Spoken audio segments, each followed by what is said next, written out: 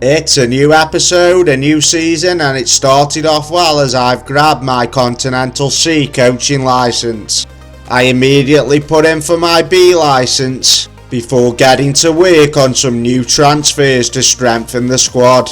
This started as I raided JDR Stars for right-sided midfielder Asanda Levengo. I then added defender Sebastião Machiza to the squad, before bringing in Pitso Yonkers, the left-sided midfielder from Tux FC. I wasn't done there as I brought Ivory Coast striker Mohamed Silla to the club for a sum of 250,000. And I went to JDR Stars again for right back Thabiso Sidon. I was still waiting for a work permit for backup keeper Seth Van Dam. It had been a great summer so far, and this season we hope to beat last season's 11th place finish. The board were expecting a mid-table finish for us to reach the quarter-final of the Telcam knockout and to reach the quarter-final of the Nedbank Cup. I believe we could meet those expectations, and that belief grew stronger as we signed Takalani Mlangeni from TS Galaxy. The left-sided midfielder would give strong competition for Radaby, who had also been impressive since joining the club. It was the first match of the season and the media had predicted us to come 12th come the end of the season. We welcomed Royal AM to the Thoho Yando Stadium, who the media had predicted would come second place. But Makabali scored the opener with a header, before new boy Mlangeni made it 2.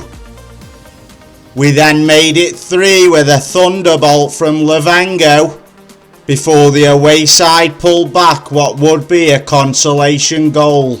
And we got off to a great start to the season, winning 3-1 against one of the favourites for the league title. Our next match was a trip to TS Galaxy Football Club, where Dylan Stoffel scored the only goal of the game to wrap up a 1-0 win.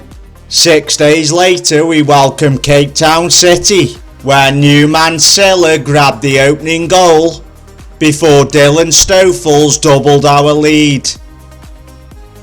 And it made it a perfect record so far this season, with us winning all our friendly games and our 3 opening league games. This sat us top of the table with 9 points from 3 games and 2 points clear of second place Kaiser Chiefs. The victory over Cape Town City saw us go 10 games unbeaten at home. I made big changes to the staff before our next league game, with under-19s manager Omar Holness being promoted to assistant manager. This saw Jiao Lin depart the club, but I felt it was a move that made the backroom staff a lot stronger. I also brought in Director of Football Christopher Missalou after our old Director of Football had left the club.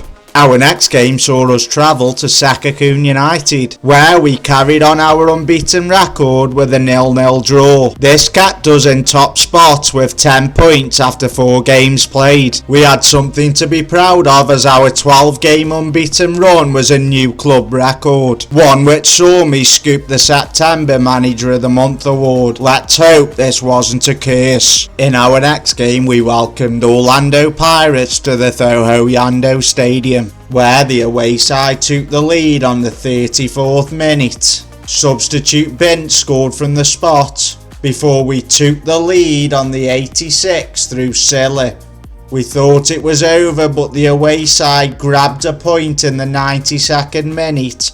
This broke our hearts, but it was a well-earned point in a game where we dominated and probably should have won. I had managed to offload to Neil Zungu, who would leave for Sekakun United on the 1st of January for 20,000. Also out of the door was Sizwe Lawesi, who would join Richards Bay on the 1st of January for 21,000. Richard Mamela would be out for between 9 and 12 days with a damaged heel. Tulani Kanyile was also ruled out for 3 to 4 weeks with a twisted ankle.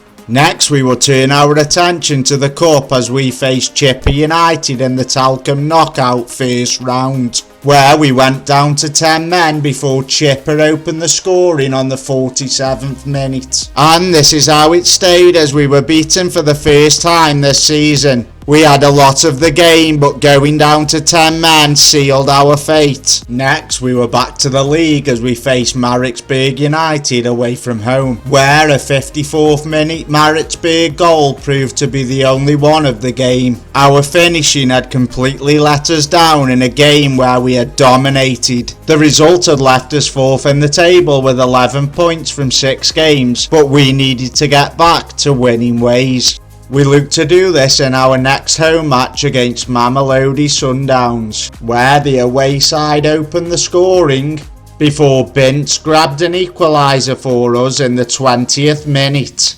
But we couldn't hang on as the away side grabbed the winner in the 77th. It was another loss for us in a game in which we dominated. It was made worse as we suffered injuries to 2 of our left-sided midfielders. I had called a team meeting before our next game away at Royal AM, and it seemed to work as we went ahead via an own goal.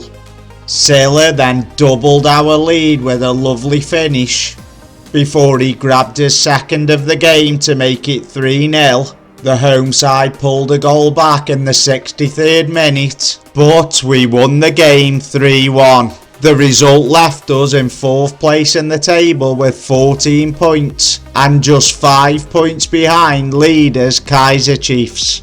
So everybody, that's it for this episode. We are much improved this season. We're challenging at the right end of the table. If you are enjoying the series, please subscribe to the channel if you haven't already. Smash that like button. Until episode 12, that's all from me.